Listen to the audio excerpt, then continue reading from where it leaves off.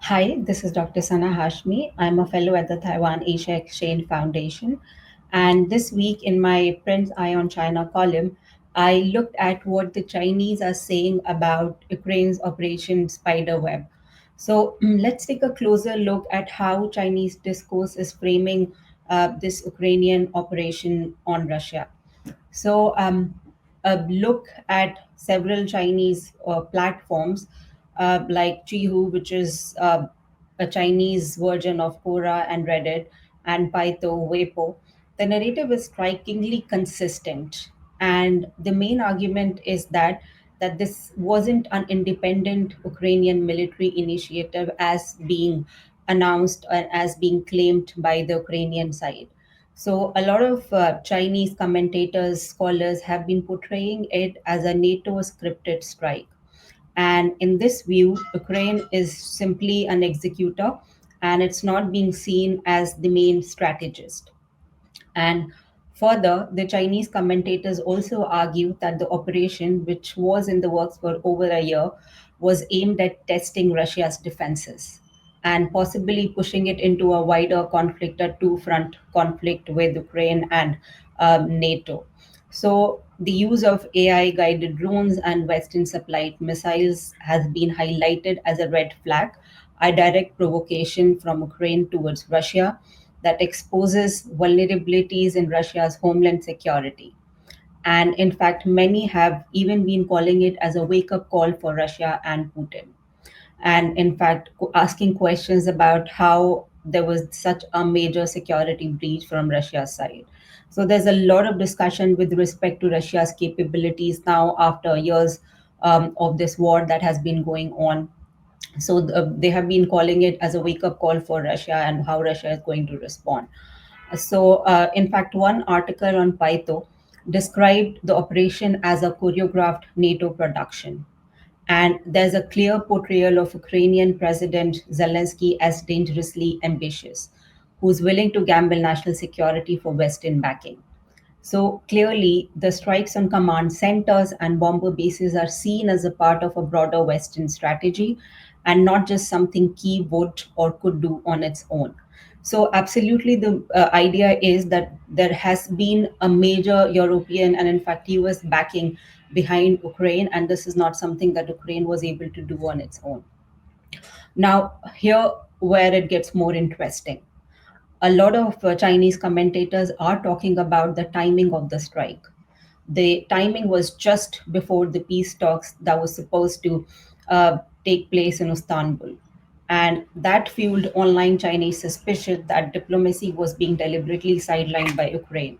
As one post on Python put it, and I quoted, that Ukraine smashed the olive branch on the table.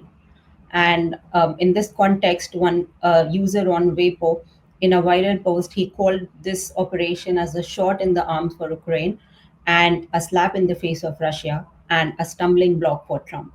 So this is definitely not being seen as a win-win situation for any of the countries involved in the peace talks, in the negotiation, and in the war, at least from the Chinese side. And in my opinion, that framing matters because even though there is concern in Chinese discourse about direct involvement from European powers like France or the UK, there's also a sense of calculated escalation, one that is Western led, even if it is not openly declared. And some Chinese voices do offer a more measured take.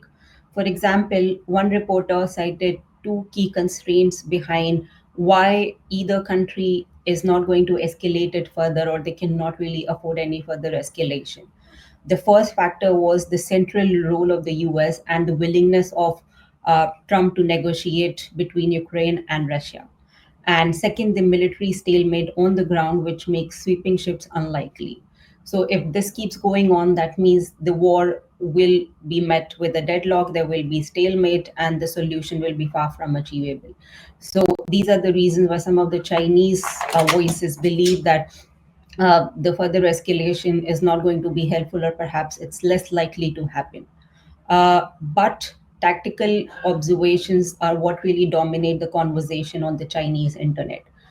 Some Chinese commentators are especially focused on the use of successful use of low cost first person view drones to strike deep into Russian territory.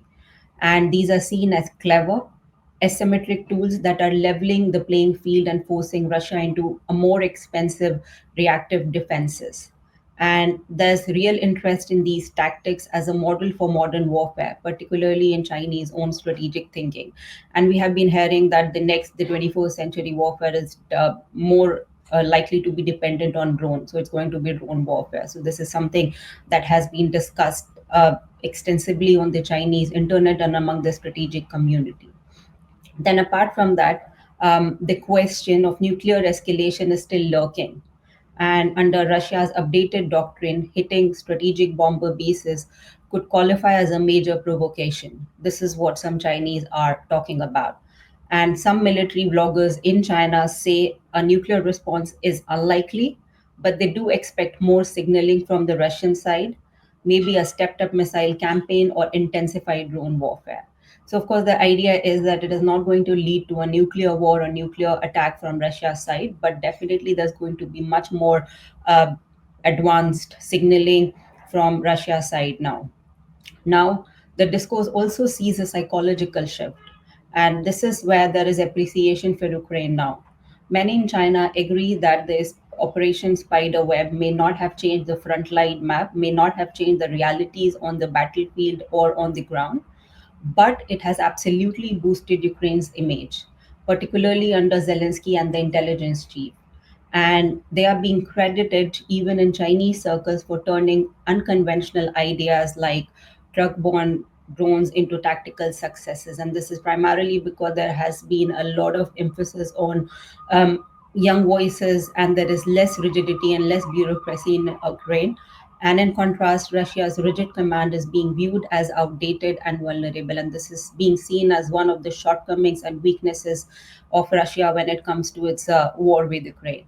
And even so, many stress that Russia still holds the military upper hand, at least on the ground.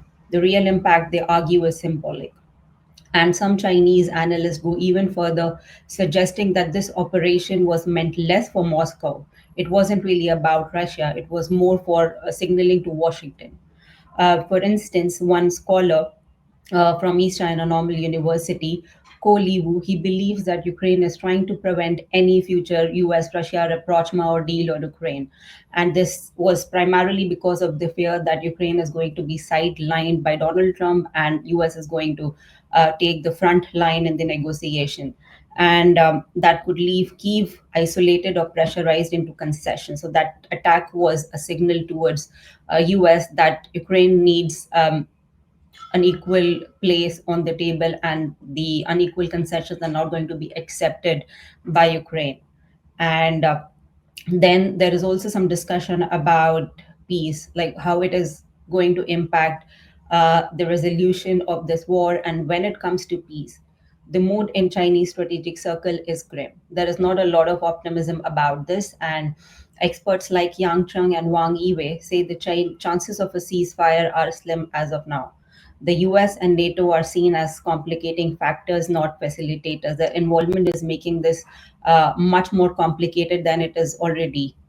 And a prominent Chinese scholar, Sun Chuangchir, he puts it bluntly that positive results from negotiations and the peace talks will be very difficult to achieve. So they're not very hopeful of how the ceasefire, at least the lasting ceasefire and peace, could be achieved in such circumstances. But beneath this pessimism, there's also calculation. A prolonged war weakens Russia and increases its dependence on China, specifically after this short lived appreciation and rapprochement between Russia and the US. China was very insecure about the prospects of US Russia relationship. So, this gives China a little hope that Russia is going to come back to China and going to be more dependent on China. That gives Beijing more leverage, not just over Moscow, but also in Europe, where it can quietly present itself as a stable alternative amid the chaos. And a country that is closer to Russia and even in Europe, it could be seen as a potential broker mediator in this conflict rather than the US. So, this actually reignites the hope within the government as well as the strategic community. And there's one more takeaway in Chinese discourse. the battlefield lessens. Ukraine's low cost, high impact tactics are being studied carefully, not just for what is happening in Europe, not just what is happening between Ukraine and Russia and the US interference, but also in relation to Taiwan and the South China Sea. So Beijing has been watching, learning, and adapting. And in fact, specifically after this recent attack, it is now learning how the asymmetric warfare defense capabilities is helping Ukraine, and now how it is going to help Taiwan as well. So, on papers, while China continues to call for dialogue, on the surface is very much looking forward towards to the end of the war, to peacefully to see a peaceful resolution of the dispute. But the deeper takeaway from the strategic community and commentators is that the longer the war lasts, the more China stands to gain, primarily from a weakened Russia that falls further into its orbit. And this is something that is a advantage to the Chinese strategic community as well as the government. So this is something that is beneficial, advantageous to China. So thank you for watching, and I'll see you next week.